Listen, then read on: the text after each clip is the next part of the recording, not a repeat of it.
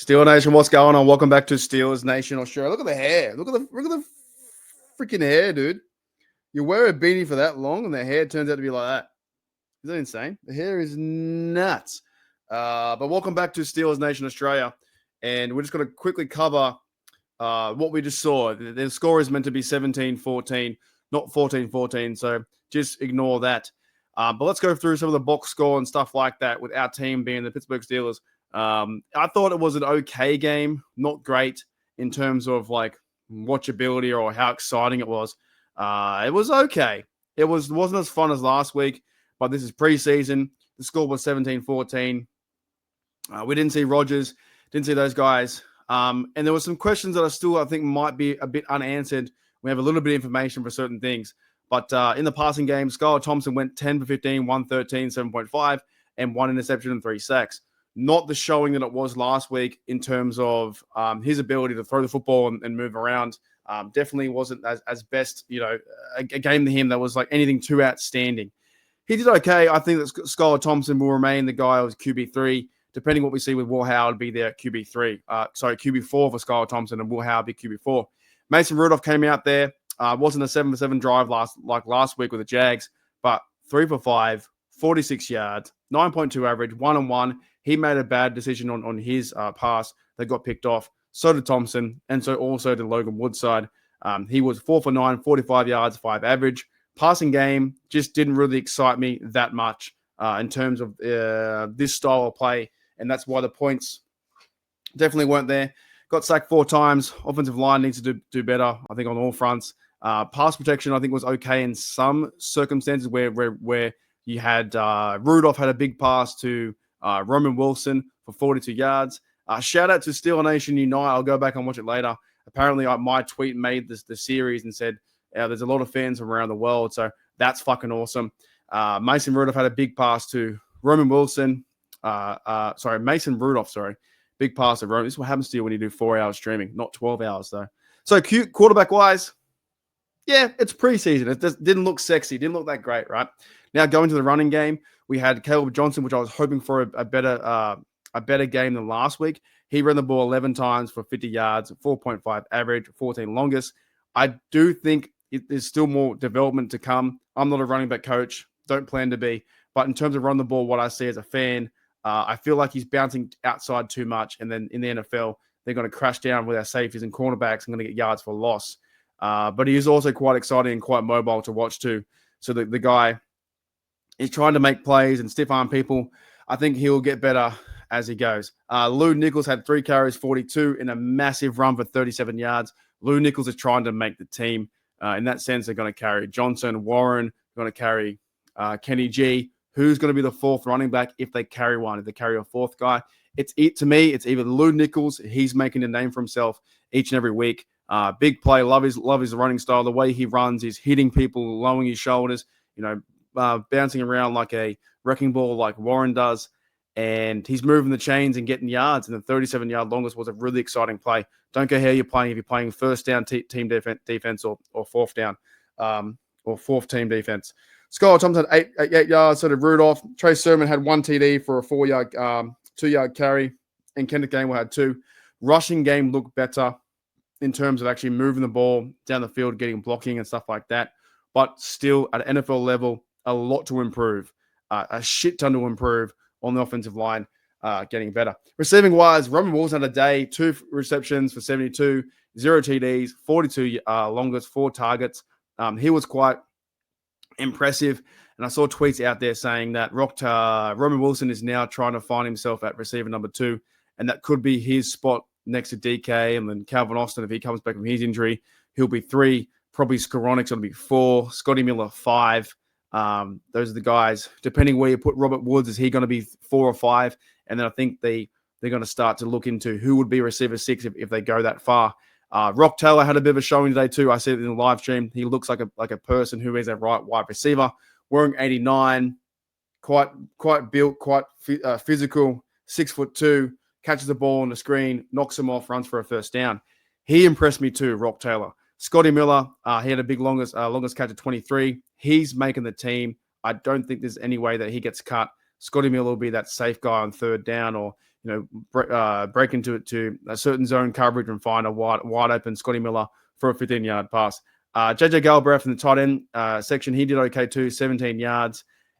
Is JJ Galbraith going to compete for the tight end spot that is Connor Hayward's? Brennan Johnson too, he's another guy on the string where could you make him number 6 or does he go on the practice squad? But he impressed me too. He had a TD, longest 9. And then you had Lou Nichols caught one. You had Connor Hayward caught 1 for 1 and he got a first down. Those were your receptions. Before we go there, we had some fumbles though. Fumble recovery from Hurleyman. That was from Hurlman. That was from the big punt by Corliss Waitman. Huge punt down the end. Guy did a fair catch, ran back for it, touched it. Probably the most exciting player of the game until that happened, right?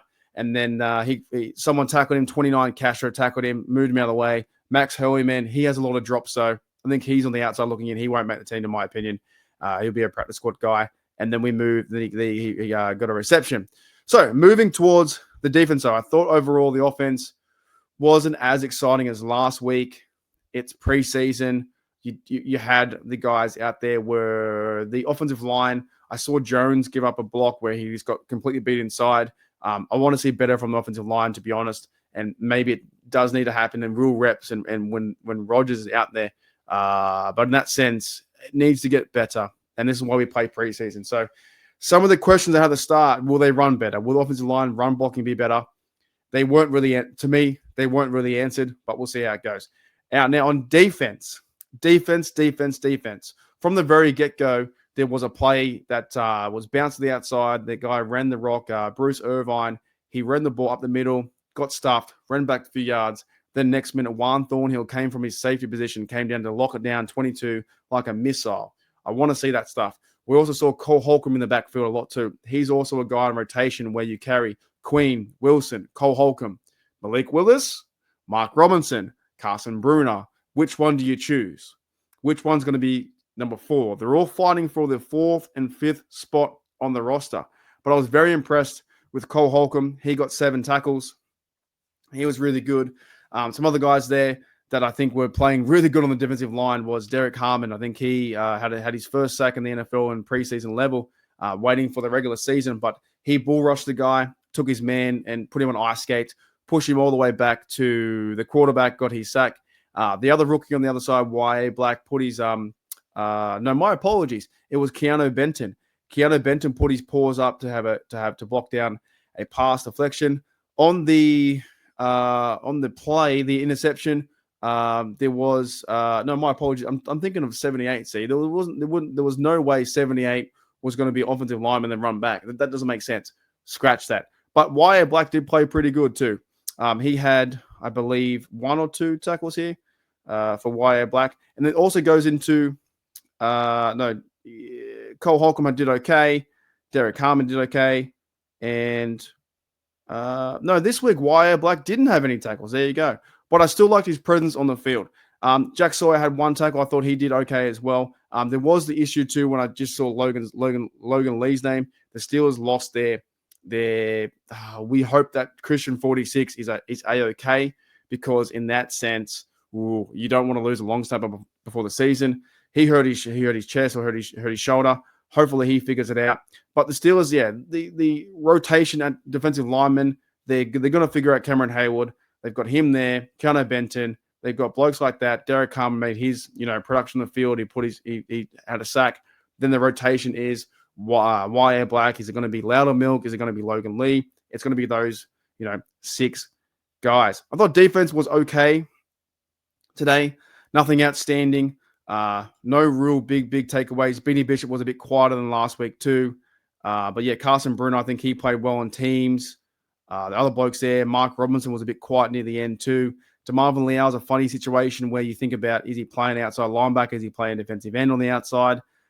Things like that.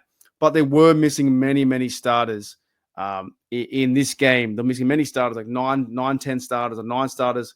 That is Porters, that is, Slay, all those blokes in that sense. Now, moving towards something very interesting is Caleb Johnson was a kickoff returner.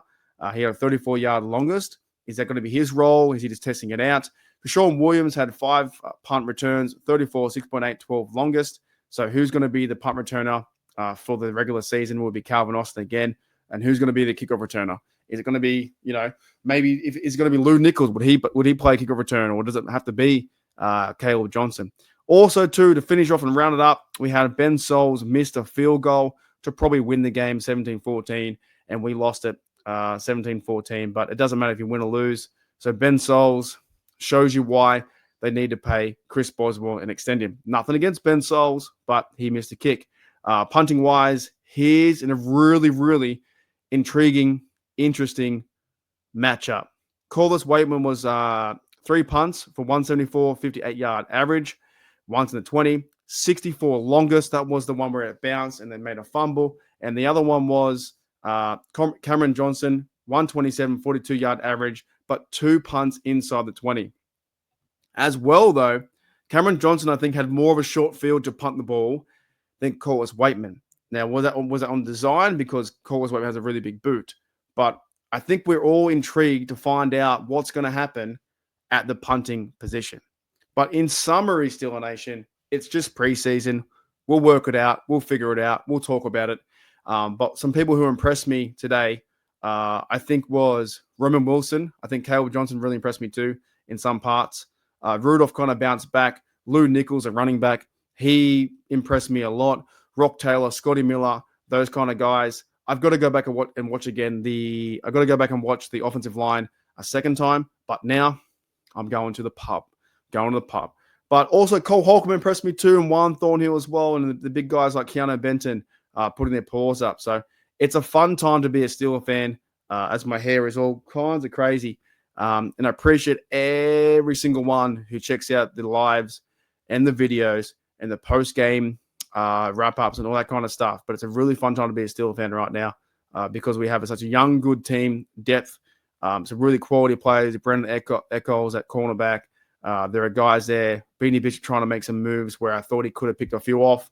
There wasn't as much struggle from James Pierre today in certain senses. But when they get back to hitting, real football in September 7th or what it may be when we versus the Jets, we know who we have on the outside in TJ Watt. Jack Sawyer, he might play rotation. And hopefully we get these guys healthy and they're off the injured list. But that's it. 17-14, not 17, not 14-14. Steelers lose, go 1-1. I'll see you guys throughout the week talking about our Pittsburgh Steelers. And yeah, that's it. Hopefully Christian 46 and Nick Herbig, who sustained injuries, are A-OK, are good to go. All righty, Steeler Nation, you guys stay safe out there. Thank you very much for checking out the channel. And thank you to all the people who checked out the live. The lives are fun. We had 35. We had 35 in total today. Lives are really, really good fun. And yeah, it was a good game. I have to go back and watch it. But it was a okay game. It wasn't as fun as the other one, but wasn't as fast-paced and crazy. There really were some boring moments. This game wasn't as fun, and it was a bit more boring than the other one. But that's preseason football. We're looking for individuals to break out and do big things, like Rock Taylor, like Brennan Johnson, like Lou Nichols. Go back and watch Lou Nichols run that ball for 30-something 5 yards. All right, I'll see you later. I'll see you guys later. Hey, Rod.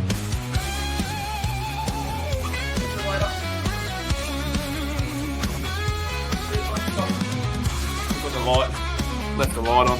See you later.